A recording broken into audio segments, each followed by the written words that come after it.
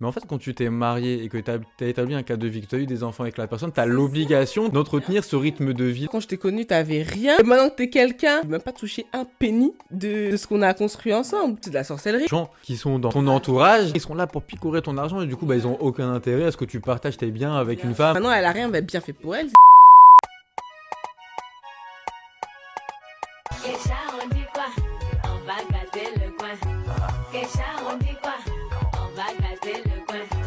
Hello les gars, j'espère que vous allez bien. Alors bienvenue dans votre épisode numéro 4 5 déjà d'ODQ. En fait, on a l'impression que ça fait déjà 10 épisodes parce qu'on en a filmé qui ont disparu. Pour ceux qui suivent les vlogs, vous êtes au courant. Chris, comment ça va aujourd'hui? Bah ça va et toi? Ça va super bien. On va parler de quoi?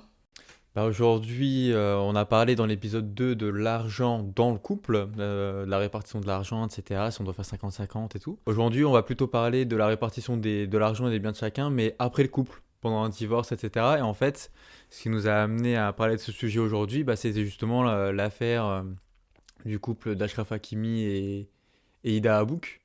Où justement il y a eu l'info relayée par des médias ivoiriens d'ailleurs. Force ouais. Ça vient des médias ivoiriens à la base? Et en fait, non, il y avait plusieurs médias. Il y avait un truc des États-Unis, un truc de Côte d'Ivoire. Je sais plus c'était quel nom de truc, mais c'est un truc que moi je regarde, mais ça me fait rire, tu vois. Et il y avait un autre média étranger. En gros, il y avait aucun média ni français, ni espagnol, ni marocain, alors que c'est des médias intéressés. Mais du coup, tous les médias ont repris un peu ces infos-là. Ouais. Donc force aux médias ivoiriens qui partagent des trucs de fou. Et donc du coup, il disait que en fait, le couple se sépare, ils vont divorcer pour des raisons qui leur sont propres, etc. Par rapport à ce divorce, les médias en question, ils avaient partagé le fait que Achraf Hakimi, il avait placé 80%, je crois, de ses revenus directement au nom de sa mère, et que du coup, rien n'allait revenir, en gros, à sa femme et à son ex-femme. Et justement, il y a eu plein de relais dans les médias français et des médias sérieux, et aussi sur Twitter, tout le monde était là en mode chapeau à Achraf Hakimi, bien joué mon gars, des trucs comme ça, quoi. Ouais. En fait, je pense que ça a créé autant d'émotions, ça a autant pris la toile, parce que c'est quelque chose qui touche tout le monde, tu vois. Et du coup, quand on a vu ça, tout le monde était choqué en mode « Ah, bien joué, franchement, ouais, toutes ces michtos, voilà comment on va faire maintenant, franchement, c'est un bon gars, sa mère, elle doit être trop fière de lui. » Enfin, il y avait plein de réactions comme ça. Parce que directement, on a positionné la femme en michetonneuse. Mais de toute façon, on va détailler nos points de vue sur cette histoire. Et bien sûr, c'est une fake news. Ça a été démenti 100 000 fois. C'est une fake news. C'est complètement faux. Mais en fait, en voyant cette histoire, ça nous a fait penser à ce podcast. Et on voulait en discuter avec vous parce que c'est un vrai sujet de société, en fait. Surtout comment les gens réagissent. C'est que ça a révélé vraiment les pensées de chacun. On a pu voir ce que les gens pensaient au fond d'eux maintenant. Ouais, que ce soit les gens lambda sur Twitter ou même des stars qui ont relayé les trucs, genre Francis Ngannou, l'ancien champion UFC là. Il a relayé ? Ouais, il a mis, je crois qu'il avait juste mis un emoji, mais en mode, tout le monde était en mode bien joué, quoi. Comme c'est bon. Ça m'a tué juste pour rigoler vite fait avant qu'on commence le sujet. J'ai vu un mème, la photo d'Hakimi avec des écouteurs. Et les gens ils ont dit, même les écouteurs, c'est à sa mère. Bref, tout le monde était en folie sur la toile, quoi. Donc du coup, là, vous avez bien cerné le sujet et ce qu'on va évoquer aujourd'hui. Mais justement, est-ce que tu peux nous préciser un peu les différentes réflexions qu'on va avoir aujourd'hui ? Ok, alors dans un premier temps, donc là on vous a déjà planté le décor, hein. Écoutez les gars, on se professionnalise, maintenant il y a des notes, hein. On va venir sur les questions qu'on pourrait se poser, en fait, qui découlent de cette histoire, du genre, qu'est-ce qui pourrait pousser un homme à faire ça ? Genre, se méfier, cacher son argent avant d'entrer dans une relation ou pendant la relation. Pourquoi ?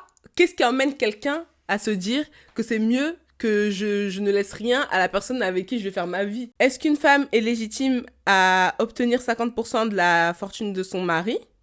Donc, il y aura beaucoup de questions qu'on peut se poser. Si oui, si non, et dans quelle mesure ? On se demandera pourquoi on part du postulat que la femme est directement intéressée, parce que dans cette histoire, le nom de la femme, on le connaissait limite pas. Ça veut dire que les gens, le plus grand public qui a relayé cette histoire, c'était la femme d'Hakimi. La femme d'Hakimi est directement partie du postulat, comme je vous ai dit, que c'était elle qui allait profiter de lui, que son plan, entre guillemets, a échoué. On n'a pas appris à connaître qui était cette fille-là, ce qu'elle faisait dans la vie, alors qu'en fait, elle a un métier, c'est une actrice qui est déjà très très connu, tu vois, dans son pays. Ensuite, on pourra se demander, avant de se marier, est-ce qu'il faut penser à la possibilité d'échec directement? Est-ce que c'est important de se protéger avant d'entrer dans le mariage? Et on finira avec la carte blanche parce qu'on sait que vous avez grave kiffé. Donc voilà, sans plus tarder, on vous laisse avec la suite de ce podcast. Donc j'espère que vous êtes déjà bien installés, que vous avez déjà déposé notre like. Mais qu'est-ce qui pourrait pousser un mec qui gagne bien sa vie, voilà, qui a des millions sur son compte, qui est reconnu, à se dire, bah écoute, tout ce que j'ai, je vais le coffrer sur le compte de ma mère? Bah justement, ça, on le voit avec plein de sportifs, artistes, plein de gens qui ont grave des sous parce qu'ils se disent que. Bon, en plus, souvent, c'est des gens qui sont venus un peu de rien avec une grande famille. Et du coup, bah, c'est un peu le pilier de la famille maintenant, Ouais. etc. Et donc, du coup, quand tu as la chance de devenir footballeur professionnel ou d'être un artiste ou un truc où c'est une chance sur je sais pas combien, de pouvoir justement réaliser ses rêves et ses ambitions-là, c'est hyper compliqué à avoir. Donc, je pense que tu mets tellement de temps à le faire et tu pars de rien, du coup tu te dis bah en fait tout ce que j'y gagne, j'ai pas envie de le partager forcément avec quelqu'un parce que justement bah il y a plein de personnes qui arrivent dans cette situation là où en fait bah effectivement elles ont beaucoup de sous mais genre le partage avec l'ensemble de leurs frères et sœurs, leurs cousins, leur famille, bah on a pu voir plein d'artistes où justement en fait limite ils gèrent une société familiale sur comment ils répartissent leur propre argent. Ouais, un peu comme Gims et tout. Ouais, c'est ce que je voulais en venir. C'est vrai qu'on a vu plein de gens, d'artistes dire que bah, justement, ils essayaient bah, de mettre bien leurs parents d'abord, ensuite les frères et sœurs, etc. Donc tu te dis, j'ai déjà des gens que je dois aider dans ma famille. J'ai pas forcément envie de partager ma richesse avec bah, mon compagnon, ma compagne, En etc. fait, ce qui pourrait se dire, en gros, comme ce que tu dis, parce que j'avais pas pensé à ça en fait, c'est en mode, vu qu'il y a beaucoup de gens qui comptent sur moi, j'ai pas envie de prendre le risque que si demain ça fonctionne pas, elle est la moitié. Ouais, En parce que gros, c'est ça. t'es là, si tu te dis, ok, il y a une personne qui va pouvoir avoir 50% de mes revenus que j'ai gagnés, donc même si c'est des sommes énormes, tu vois, et que du coup, bah, ils pourront toujours bien vivre, mais c'est 50% de moins qui ne vont pas aller vers la famille ou vers des gens que tu vas peut-être, où tu vas te dire justement, ils ont plus d'importance pour toi, parce que bah, en fait, c'est ta famille. Alors que peut-être que tu vas dire, ouais, je vais me mettre avec quelqu'un, ça va durer 2, 3, 4 ans, et je vais lui donner 50% de ce que j'ai gagné, tu vois. Ouais, mais moi je trouve que ça c'est injuste par contre. Mais Parce que, c'est là, je comprends la ouais. position. Mais ça veut dire que c'est pas sincère à partir du moment où tu réfléchis comme ça. Enfin, c'est que c'est pas sincère. Ça veut dire que toi et moi on va se marier et tu penses déjà à quand on va plus être ensemble et que tu veux rien me donner. Bah, moi je trouve ça vachement bizarre. Mais ouais, en fait, comme je me dis, ouais, franchement, si c'est pour l'aspect, la famille et tout, t'as pas envie de risquer de perdre ce statut-là, de plus pouvoir mettre ta famille bien, moi, je peux comprendre, entre guillemets, et encore, moi, je pense que j'en parlerai avec la personne avec qui je suis, tu vois, je mettrai en place d'autres choses. Mais moi, ce qui me dérange dans le fait d'avoir caché ça, parce que, enfin, elle ne devait pas le savoir, la fille, tu vois, enfin, bien sûr, c'est fictif, les gars, hein. C'est fictif, l'histoire est complètement fausse. Elle devait pas le savoir, genre toi et moi on est là, on va se marier et tout, on vit bien parce que forcément t'as accès à tes comptes même si c'est au nom de ta maman. Tu as accès. Moi je me doute pas que c'est ta mère, enfin que c'est au nom de ta mère tout ce que tu as. Donc nous on vit bien, on vit bien. Je crois qu'on se dit tout, qu'on se fait confiance et au moment où on se sépare, j'ai plus rien. Moi à part de la manipulation, je vois je vois pas ce qui pourrait pousser quelqu'un à faire ça, ou si toi-même tu sais que ça va se terminer. Parce que si tu te dis que c'est pour la vie, tu peux pas te dire je vais cacher. Donc c'est que tu sais que ça va se terminer, et pourquoi tu sais que ça va se terminer? C'est que t'as des choses à te reprocher. Ouais, mais je pense que les personnes qui font ça, c'est justement bah, pour se protéger, etc. Ouais. Mais parce ils se posent d'abord la question de la protection et de comment est-ce qu'ils vont faire. Si tu te poses toutes ces questions en amont de ta relation, en amont de ton mariage, c'est que bah, faut juste pas se marier ou faire des trucs comme ça, parce que Ouais, tu soit pars. t'es parano, ou je te dis, bah comme, bah en fait, je te dis que de toute façon, la personne finira toujours par te trahir. Dites-nous en commentaire ce qui vous poussera à faire ça. Moi, franchement, je sais pas. Enfin, moi, en tout cas, personnellement, ça m'arriverait jamais de cacher ce que j'ai à la personne avec qui je suis. Genre, mais jamais de la vie. Genre, je trouve que quelqu'un qui fait ça et qui vient avec toi, il peut te tuer, wesh. Mais les gens, ils sont. fait, je trouve ça, c'est bref. Justement, c'est pendant le mariage que tu dois pas te poser ces questions-là, sinon Bah tu te ouais. maries pas. Genre, tu dois avoir une confiance en la personne, tu dois pas te poser des questions d'argent, de comment ça va se faire, comment ça va se répartir quand tu divorces, ou enfin, c'est pas des considérations que tu as à avoir enfin, en amont de toute relation et de mariage, quoi. Moi, je trouve ça archi bizarre. Et les gens qui disent oui, c'est bien joué, bien fait pour elle, entre guillemets. Arrête d'un côté, enfin, moi je trouve ça lamentable hein, de se dire ça, mais d'un côté, je peux comprendre dans le sens où on a eu tellement d'exemples de personnes qui se sont mis avec des personnes justement hyper riches, hyper connues, pour avoir en fait cette fin-là, parce qu'ils savaient qu'il y avait cette règle de oui, j'ai les 50% si on divorce, etc., selon le contrat de mariage, tu vois. Donc je pense que les gens, ils ont tellement entendu des histoires de michetonnage, entre guillemets, et de personnes qui font de l'arnaque émotionnelle, hein, tu vois, qui se mettent pas avec toi pour toi, mais pour la fin qui est derrière, que les gens, une fois qu'ils entendent ce genre d'histoire où c'est l'inverse, où en gros c'est l'arroseur arrosé, ça les réjouit. Donc je peux comprendre dans ce sens-là où la personne se protège, etc. Mais comme je dis dans ma dernière vidéo, ma story time là, faut pas laisser les... je sais pas comment expliquer. Laisser les mauvaises expériences des uns atteindre toi tes propres décisions. En fait, c'est pas parce que ton voisin il s'est fait avoir par, je sais pas moi, une meuf, que toi aussi ta femme elle va te faire ça en fait. On a un invité, c'est un juriste sur le plateau d'ODQ.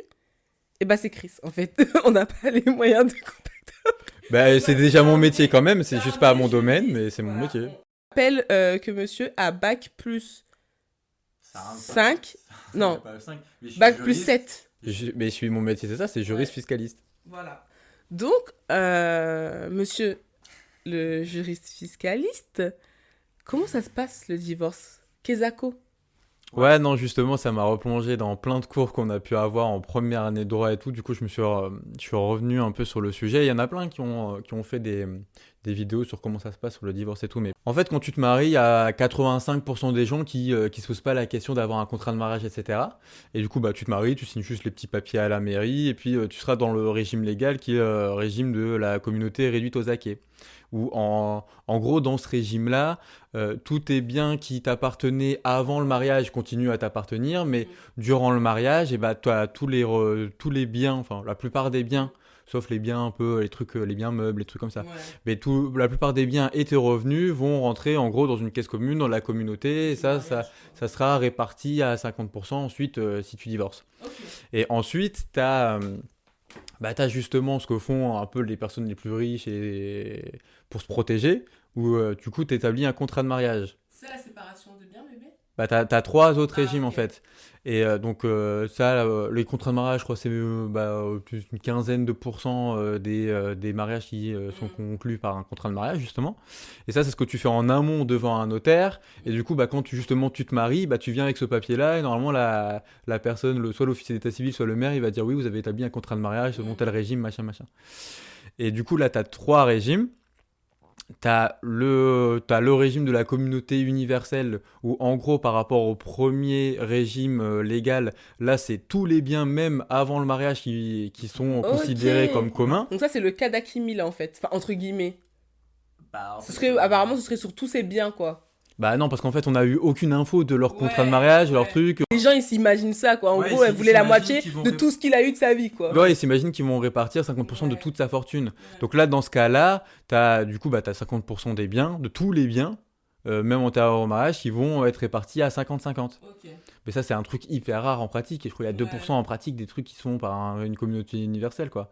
Et souvent, les gens, ils peuvent aussi changer de régime en fonction de leur mariage. Et tu peux peut-être faire ça à la fin de ta vie Ouais. pour que ce soit plus simple, pour des raisons fiscales ou des trucs comme ça. Enfin bref. Donc l'autre régime qu'on peut avoir, c'est le régime de séparation des biens, où du coup, bah, là, tu fonctionnes comme antérieurement au mariage, chacun avait ses biens.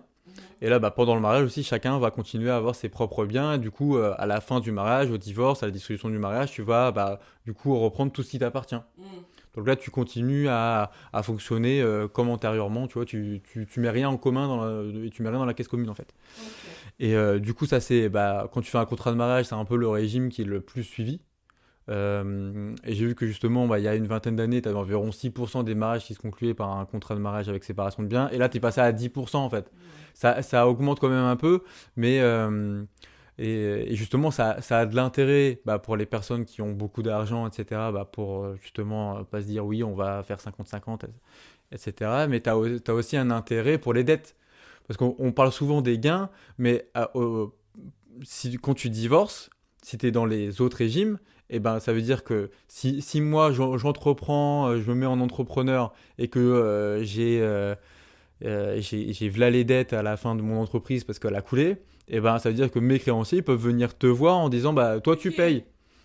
Ça veut dire qu'en fait il y a beaucoup de T'imagines le mec qui t'a trompé et en plus tu vas payer ses dettes, je peux pas supporter. Ah non.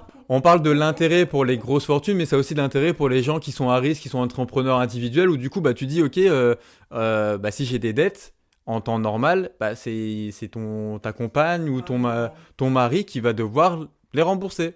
Les créanciers vont venir te voir et dire madame, vous êtes marié, monsieur, vous êtes marié, remboursez. Mais je rembourse pas. Si, t'es obligé, sauf en séparation de biens. Et le dernier régime, c'est mon petit favori quand j'étais en cours.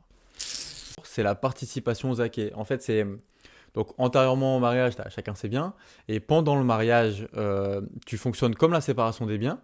Mais à la fin du mariage, tu vas regarder l'enrichissement pendant le mariage de chacun. Et là, tu vas le répartir, mais équitablement. En fonction de comment les deux personnes se sont enrichies tout au long du mariage. Au moins, c'est équitable. Ouais, bon, ça c'est un peu compliqué. Hein. Comment tu fais pour faire. C'est ça le problème, c'est qu'en pratique, c'est compliqué parce que du coup, tu dois faire plein de calculs et tout. Et du coup, tu vas te retourner vers un notaire, machin. Enfin bref, ça c'était pour la petite info.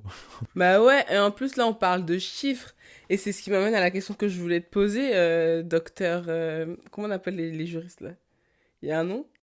En fait, je suis pas avocat, mais au pire, tu m'appelles maître. Au moins, c'est drôle. Non, je peux pas t'appeler maître. En fait, ça pose un peu problème. J'aime ma couleur de J'arrivais même pas à anticiper ce que t'allais dire là. En fait, ça m'amène à ma question parce que là, on parle beaucoup de chiffres et tout, de partage, mais on peut pas quantifier le support émotionnel d'une personne, etc. Et donc, qu'est-ce qui ferait qu'une femme serait légitime à obtenir 50% de la fortune de son mari, en fait?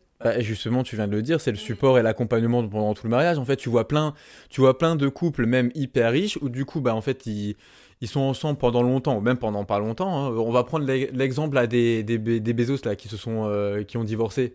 Où Ils eux, sont divorcés? ouais, il s'est mis avec une petite jeune et tout. Et du coup, en fait, eux, genre, ou même avec Bill Gates aussi, je crois que c'était la même chose. Enfin, il y a plein de couples qui sont bâtis ensemble et ils étaient à absolument rien avant. Ouais. Et du coup, le support de l'un et de l'autre, à la fin, genre, ils ont bâti un truc de ouf. Donc, du coup, tu vois, dans ce type de couple où ils sont totalement bâtis ensemble, que ce soit l'un ou l'autre qui a plus de fortune parce que c'est lui qui a créé quelque chose et du coup, il a grave des sous, en fait, tu n'aurais peut-être pas aussi sans le soutien de ta compagne ou de ton compagnon, en fait. Parce que cette personne, elle a été là tout du long. Au début, tu n'avais absolument rien. Tu fais je sais pas combien d'années de mariage ou pas. Mais en gros, vous avez quand même construit ensemble, même si c'est pas elle qui a créé le truc qui fait que vous êtes méga riche maintenant, tu vois. C'est ça.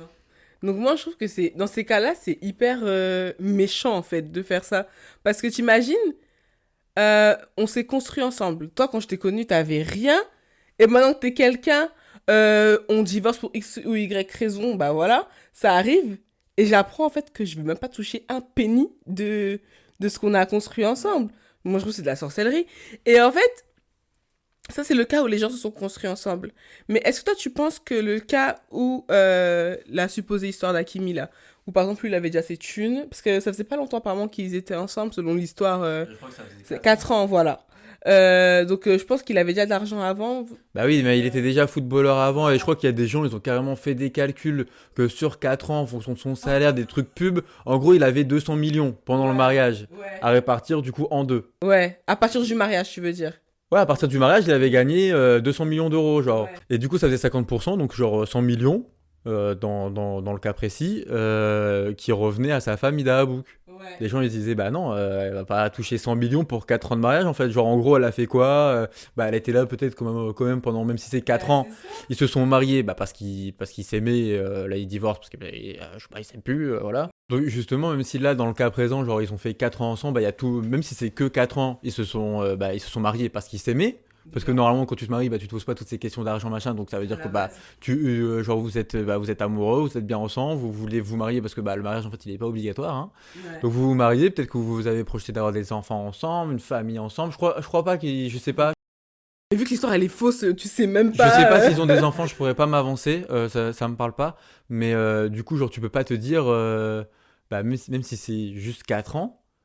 Encore si c'était, genre, tu te maries et 2 semaines après, genre, tu divorces. Ouais. De toute façon, dans tous les cas, t'as pas eu le temps de partager de la richesse parce C'est qu'il y ça. avait pas de la richesse en 2 semaines, hein. Mais du coup, là, bah, ils ont fait 4 ans ensemble parce qu'ils s'aimaient. Donc, il y a eu, genre, elle était là pour lui, il était là pour elle et tout. Donc, au bout d'un moment, enfin, ils se sont construits pendant le mariage. Alors, oui. Même s'il a eu je sais pas combien en plus que elle par rapport à ce qu'elle faisait et tout, dans tous les cas, genre elle était là pour lui. En fait, moi, la question que je me pose, c'est que oui, là, on parle du postulat qu'elle était là pour lui, mais c'est sûr qu'elle n'était pas là pour lui. Ça, on n'en sait rien parce que l'histoire est fausse, on n'était pas dans l'histoire. Mais moi, ce que je veux dire, voilà. Moi, ce que je veux dire, c'est pourquoi directement les gens se disent qu'elle est là pour profiter. Comme on a dit, ça se trouve qu'elle était là pour lui, qu'elle a aidé à avoir des deals publicitaires, t'en sais rien, qu'elle a coaché mentalement, parce que un sportif, ou même la plupart même des mecs qui sont relous, en fait, on est obligé de supporter leurs humeurs. Donc, elle a fait tout ça. Ça se trouve même qu'il avait des histoires sales. On a entendu des choses, bon, je suis pas sûre que ce soit vrai, mais des histoires très très sales qu'elle devait supporter. Donc, il y a beaucoup de choses, il y a beaucoup de charges autre que financière en fait dans un mariage, tu vois. Donc moi j'aime pas que les gens directement ils voient une histoire comme ça, ils se disent directement que la femme elle est intéressée. À partir du moment où un homme il a de l'argent, la femme elle est forcément intéressée. Et en plus dans ce cas précis là, la femme a aussi de l'argent. Avant d'avoir connu son mari pendant son mariage et après son mariage, elle aura de l'argent, elle en a toujours eu. Donc directement se dire qu'elle dépend de lui, que vas-y, si elle a pas touché les sous, elle va se retrouver dans la merde, etc. Bah non. Enfin, faut arrêter de mettre directement les femmes dans cette case, dans cette position de je dépends de mon mari. Et quand bien même, comme Chris tout à l'heure, il a pris le cas des gens qui sont construits ensemble là. Oui, ou même, ça se trouve même que, voilà, elle est toujours actrice, elle s'est mariée avec lui, et lui, il voyage partout, elle voyage partout, donc ça se trouve qu'il peut dire aussi à sa femme, bah moi, j'ai pas envie que tu voyages, j'ai envie que tu m'accompagnes dans mes trucs, que tu sois avec moi, ça se trouve qu'elle a mis sa carrière de côté pour lui, ça on n'y pense pas aussi. Même si pendant le mariage, genre elle a absolument rien fait, elle était pas là pour lui. Même si dans ce cas-là, genre elle était, Ouais. genre il y a eu aucun intérêt et tout, genre ils sont restés mariés pendant 4 ans. Ouais. Donc au bout d'un moment, c'est que l'un et l'autre, ils avaient il y avait un intérêt commun. Il y a pas que la femme qui est là juste pour l'argent, comme on peut le penser quand tu regardes les commentaires sur Internet et tout. Mais bah lui, il était là pendant 4 ans, avec cette femme-là. Lui aussi, il avait un intérêt à rester marié, etc. Sinon, bah, il se serait pas marié et il se serait pas resté ensemble pendant 4 ans pendant le mariage, en fait. Donc voilà, moi je veux vraiment que les gens ils retiennent que faut pas regarder les choses en surface comme ça et faut pas faire l'amalgame directement femme égale profit, argent, elle veut tout récupérer, voilà, elle s'est mise avec un fouteux pour ça. La femme, elle avait elle-même sa carrière en fait. Tu vois, donc t'imagines, regardez, moi j'invente. Hein. Chris, il commence à gagner beaucoup d'argent, on va dire. Et il est amené à beaucoup voyager, etc. Et moi, j'ai mon petit job lambda dans un bureau, on va dire, je travaille en banque. Chris, il va me dire, bah écoute, moi, j'ai besoin que tu viennes avec moi dans mes voyages parce que voilà, c'est ta safe place, tu vois, la personne avec qui tu es. Normalement, quand t'es avec la personne là, ça t'apaise, tu te sens bien. Quand t'es stressé, ça te déstresse. On a besoin de cette personne-là à nos côtés. Donc, elle va me dire, bah écoute, t'arrêtes de travailler, ça sert à rien parce que moi, je gagne assez ma vie. Juste accompagnement quand je voyage, aide-moi. Il y a plein de choses en fait que la femme elle doit supporter. Et on finit de se séparer. Donc moi, je fais tout. Ton confort mental, je te fais à manger, je m'occupe de toi. Tout ça, on ne quantifie pas, tu vois. Et une fois qu'on se sépare, je n'ai plus rien alors que j'ai mis ma carrière de côté pour toi. Mais c'est horrible. Et au final, aux yeux du monde, je serais quoi? La pauvre fille qui a attendu, qui se faisait entretenir par son mari, parce qu'on ne voit que ça, tu vois, qui se faisait entretenir par son mari, et maintenant elle a rien, bah, bien fait pour elle, c'était un bon move qu'il a fait le mec, mais pas du tout, faut arrêter cette mentalité. Moi je pensais qu'on était passé au-dessus de ça, mais en fait non, les gens ils pensent toujours comme ça. Et quand tu vas voir les commentaires, c'est que les mecs qui ont pas un pesos qui réagissent comme ça. Non mais c'est horrible. Le mec il s'est visualisé en même temps dans l'histoire d'Akimi, alors que tu n'as rien. Ta femme, limite, elle te donne de l'argent, donc arrêtez. Non, moi, ça m'a trop énervé, cette histoire. Puis même dans tous les cas, genre si la loi elle te dit que t'as droit à 50%, Bah ouais. et que t'as pas besoin de regarder qui a fait quoi en pratique pendant le mariage, qui a gagné combien, de répartir équitablement le truc et tout. Si la loi elle te dit ça, et que toi t'étais là ou même t'étais pas là pour cette personne-là pendant je sais pas combien d'années, bah dans tous les cas, c'est ton dû en fait. La loi te dit c'est ton dû. Donc pourquoi les gens sur internet ils vont te dire ah bah non c'est une profiteuse et tout machin. Dans tous les cas la loi elle te dit ça. À part si la personne dans ce mariage-là, elle t'a fait la misère, tu vois, t'es avec une femme qui t'a fait la misère, genre qui t'a frappé, qui t'a rabaissé. Si la personne t'a fait tellement de mal pendant le mariage que, ben, vas-y, on divorce, ben, t'auras rien, en fait. Ouais, parce qu'il y a des considérations particulières où, Voilà. en l'espèce, tu te dis, ben, en fait, le mariage, il y a une des personnes qui a souffert de ouf. Pourquoi est-ce qu'elle prendrait Voilà. mon argent? Mais ça, c'est un cas encore hyper Ouais, particulier, tu vois. c'est Là, ça. on est juste, les gens, ils sont juste partis du postulat que vu que c'est une femme, Voilà, que le voilà. mariage n'a pas duré 20 ans et qu'il était déjà footballeur avant et que, bah, du coup, tu te dis, en fait, c'est En gros, la il y a femme qui pour avait besoin toi. de lui. Plein de fois, on a vu dans d'autres affaires, souvent aux États-Unis, parce que eux, ils font des trucs de ouf là, Ouais. où genre, t'as un couple qui s'est marié, donc genre, souvent c'est le mec un peu la resta, Mhm. machin. À la fin, ils divorcent au bout de je sais pas combien d'années, et du coup, ils doivent Ouais. verser une pension alimentaire de ouf Ouais, aux à, enfants. bah, à la femme pour l'entretien des enfants. Et les gens ils se Ouais. disent, mais c'est pas normal et tout. Mais en fait, quand tu t'es marié et que tu as établi un cadre de vie, que tu as eu des enfants avec la personne, tu as C'est ça, l'obligation de maintenir, bien d'entretenir ce sûr. rythme de vie-là. Et en plus, tu as des enfants. Bah ouais, mais comme je disais, c'est sûr qu'il y a eu beaucoup de cas où c'était hyper mal intentionné, tu vois. Où Oui, bah les ça, femmes on a faisaient eu. ça, il Oui. y en a eu beaucoup. Et comme tu dis aux États-Unis, effectivement, il y en a eu T'avais un énormément. régime hyper particulier où tu tapes Voilà, toute la fortune d'une personne, voilà. elle décède juste après Du ou coup, des il y trucs a comme de ça. vrais croqueuses de diamants qui sont là par intérêt, etc. Mais sachez que de toute façon, deux personnes se mettent ensemble par intérêt hein, mutuel. Il y en a un, peut-être que c'est l'intérêt financier, il y en a un autre, c'est l'intérêt de la jeunesse, du physique, de beaucoup de choses. Tu vois, on peut pas se mettre toi et moi ensemble pour en aucun intérêt. Non, c'est bizarre. Il faut pas que vous soyez choqués quand il s'agit d'argent. Ça se trouve que Hakimi, encore une fois, c'est une fake news. Hein. Ça se trouve que Hakimi, lui, il avait son propre intérêt à être avec elle aussi. Et ça se trouve qu'il aimait. Enfin, moi, je suis pas sûre qu'il aimait vraiment parce que si tu aimes vraiment quelqu'un, tu. Ouais, mais de toute façon, dans tous les cas, si cette histoire. Enfin, on prend le cas de cette histoire, tu peux pas dire que t'aimes la personne si tu réfléchis comme ça. Ah ouais, non, mais si Bah non. t'anticipes. Après, il y a des gens pour se protéger et tout. T'as peut-être des raisons de faire des contrats de mariage, de séparer les trucs, tu vois. Se protéger de quoi? Bah, ce que je viens de te dire dans le cadre des Ouais. dettes, moi je prends le cas des dettes. Ah oui! Après, de la richesse, je m'en fous. T'es là, t'es assez riche pour partager 50% de ton truc, de tes biens. Si t'es assez riche, t'es assez riche. Mais il y a des fois, il y a des raisons qui te poussent à te dire, ah ouais, je veux me protéger, tu vois, Ouais. financièrement et tout. Du coup, on mettra dans la description, j'avais trouvé un lien vers le site Slate, là, où il reprenait un peu genre les contrats de mariage et trucs. Ouais.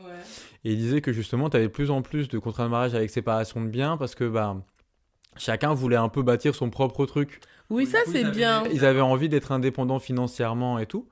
Mais dans ce cas-là, ils avaient donné des chiffres et tout. Du coup, bah, souvent, c'est un peu aux dépens de la femme aussi. Parce que vu Ouais. que c'est avant le mariage, genre t'as moins de biens, etc. Parce que c'est plus compliqué pour une femme, parce Ouais. qu'on en a parlé, hein, les revenus, les trucs comme Mm. ça. Du coup, ça se fait toujours aux dépens d'une des personnes. Ouais.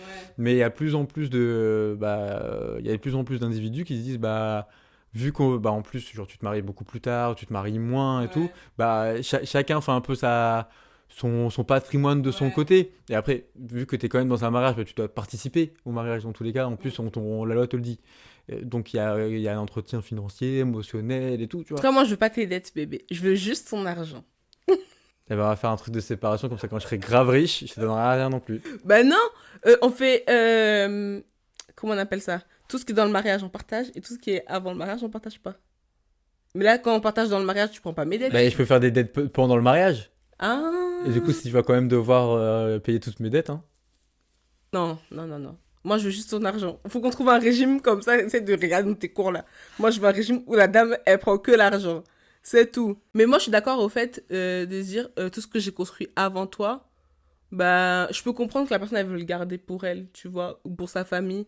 Tout ce qu'elle a construit toute seule, sans que toi, tu sois là, que tu l'aides, C'est ça, bien pour c'est... ça que le régime légal, c'est pas le régime de la communauté où tout est bien avant le mariage, ils t'appartiennent plus vraiment. Parce que t'as quand même construit des trucs pendant je sais pas combien d'années. Ouais. Et c'est vrai que c'est bah, d'une vision traditionnelle, tu te maries à un moment et tu te dis, bah, tu mets tout en commun quand tu te maries. Mais du coup, c'est cette richesse du mariage, tu vois, que Ouais. tu mets en commun. C'est pas ce que t'as pu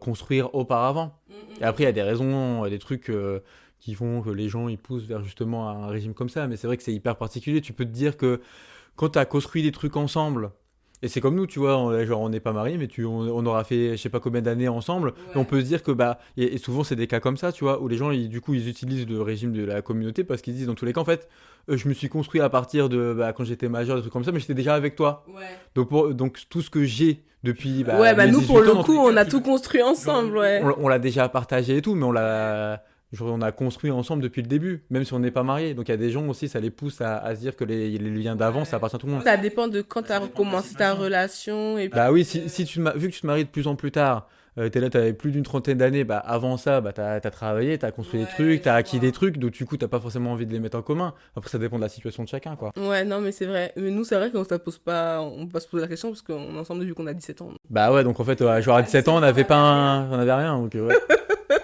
On pouvait rien mettre en commun. Donc... Eh, mais écoutez, les gars, si vous avez pensé à ça, dites-moi en commentaire pour quel régime vous opteriez. Et du coup, ça m'amène à la question suivante de se dire, est-ce qu'il faut, avant de se marier, avant de s'engager avec quelqu'un, se protéger et penser à la possibilité d'échec, en fait? Bah, en fait, je pense que tu pars d'un mauvais postulat si de base tu penses à l'échec que peut être ton mariage et au divorce. Après, c'est vrai que moi, je me suis posé des questions, parce que genre, c'était dans mes études où tu présentais les trucs. Et du coup, t'avais des cas pratiques, t'avais des cas précis où tu te disais, ah, mais en fait, c'est vrai que bah, des fois, tout mettre en commun, notamment avec les dettes et tout, ça peut te mettre un peu dans la merde. Et si t'as beaucoup de sous aussi, tu peux te protéger de cette façon-là. Donc, du coup, en fait, on nous a présenté les trucs. Mais une personne lambda, genre, elle pense pas à un contrat de mariage. Moi, avant de l'étudier en cours, je savais même pas que ça existait, les contrats de mariage.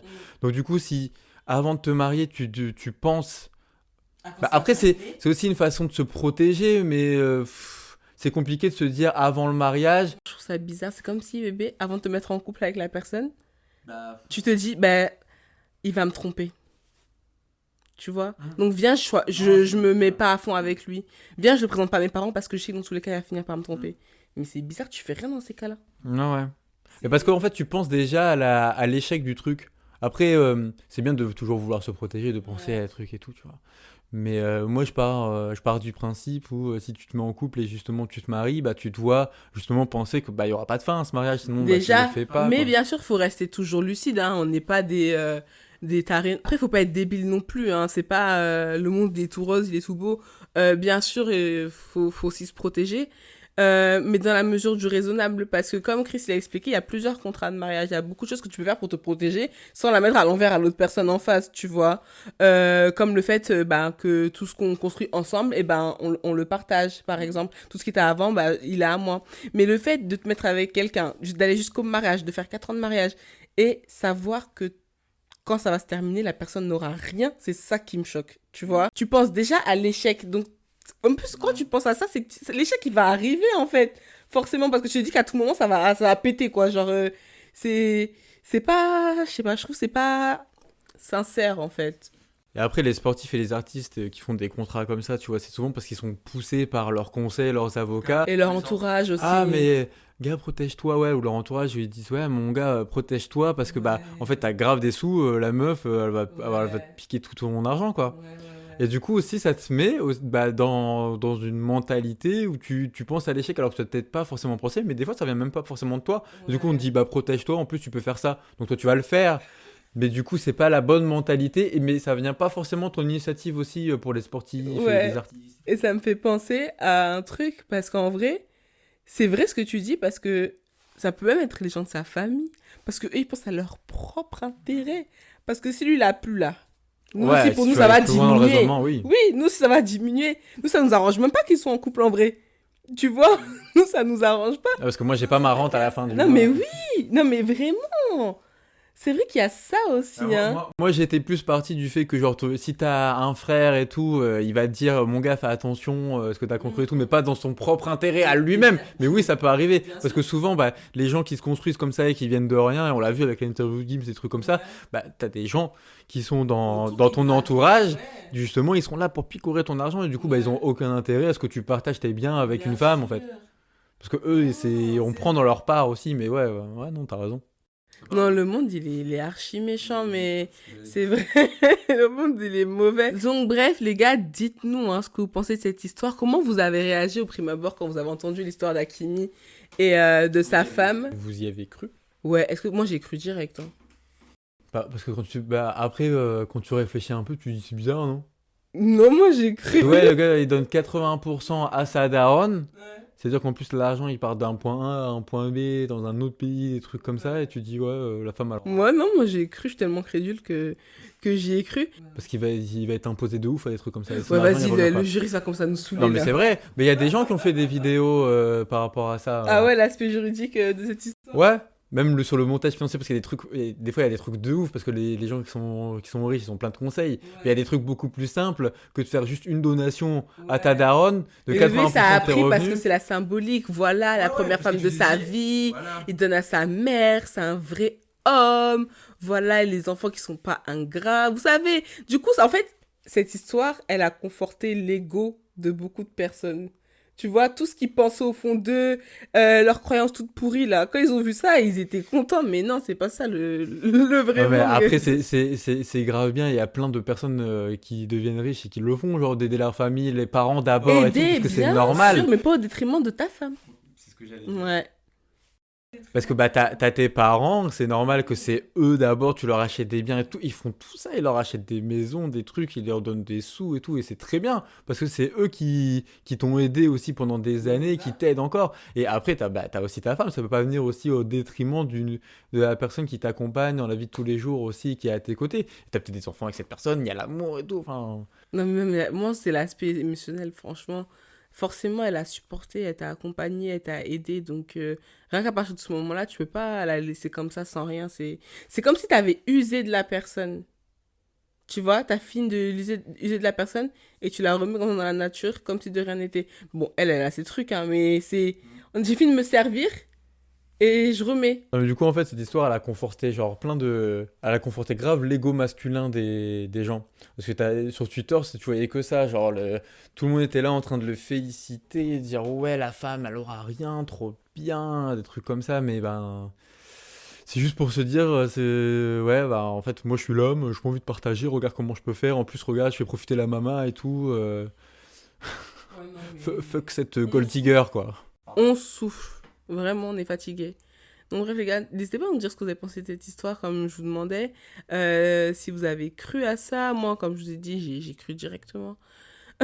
À cette histoire. En fait, plus c'est gros, plus on y croit, hein. Vraiment. Ouais. Est-ce qu'ils sont ensemble alors, du coup, ou pas?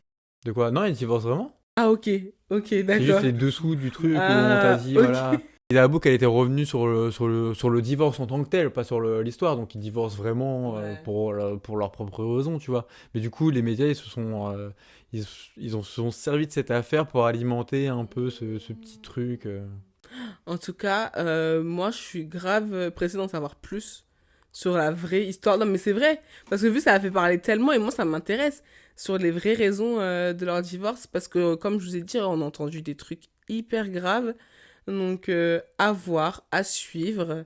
Peut-être qu'on fera un épisode 2 de ça. Ou peut-être que je vous en parlerai dans un vlog.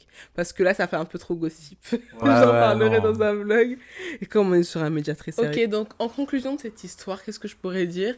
C'est que ouais, ben, enfin, encore une fois, le monde est méchant. Mais ne perdez pas votre cœur, ne vous dites pas directement que tout va mal se passer. Et quand vous voyez une histoire comme ça, ne vous dites pas que la femme est forcément la profiteuse dans l'histoire. Ça se trouve même que c'est lui qui a profité d'elle, autrement que financièrement. Tu pourrais dire en conclusion. Bah non, moi je te rejoins totalement sur le truc. Et ouais, moi ce qui m'interpelle encore, c'est tous les commentaires que tu peux avoir, des tweetos, des trucs comme ça là. Mais il y a tout le temps, de toute façon, c'est internet, tu Que vois. des broke ass bitch qui réagissent comme ça. C'est que des mecs qui ont même pas un peso. Mais vraiment rien. C'est sûr. Parce que tu peux pas avoir des thunes et réagir comme ça, c'est pas possible.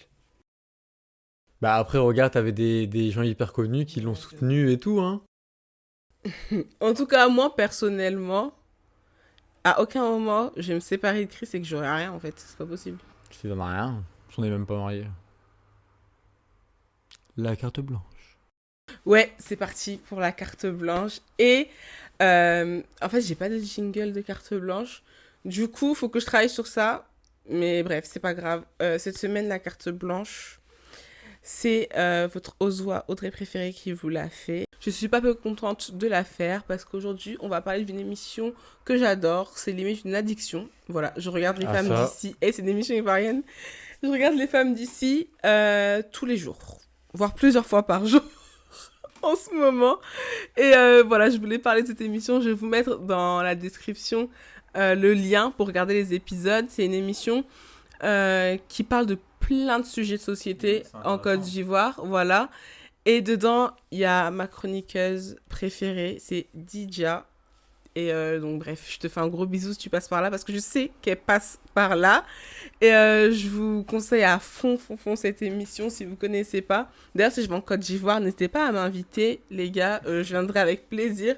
Quand on est à la maison, ma mère et moi, on parle des sujets comme si on était sur le plateau. Ce que je voulais dire, c'est que moi je regarde pas forcément, mais vu que c'est à la télé, des fois je regarde et j'aime bien les sujets parce qu'ils sont des fois hyper sérieux et hyper intéressants par rapport à la société ivoirienne et tout. Ouais. Et ils arrivent à rendre ça, à vulgariser un peu tous les trucs et en même temps à se positionner. À se dire comment est-ce qu'on peut améliorer les choses et tout. Et je trouve que c'est hyper important quand tu as des sujets hyper sérieux. Des fois, c'est des sujets moins sérieux, mais je trouve que les meilleures émissions que j'ai vues, que j'ai entreaperçues comme ça, c'était des sujets hyper graves où du coup, ils arrivaient à parler tranquillement et des fois même à rire pendant le truc, tu vois, et à rendre ça plus intéressant pour leur audience et en même temps en donnant des pistes de réflexion qui peuvent même intéresser genre les politiques et tout, tu vois, genre ils arriveraient vraiment à se dire comment on peut faire pour que la société ivoirienne dans tel cas, genre elle se relève d'une situation particulière. Donc c'était hyper intéressant.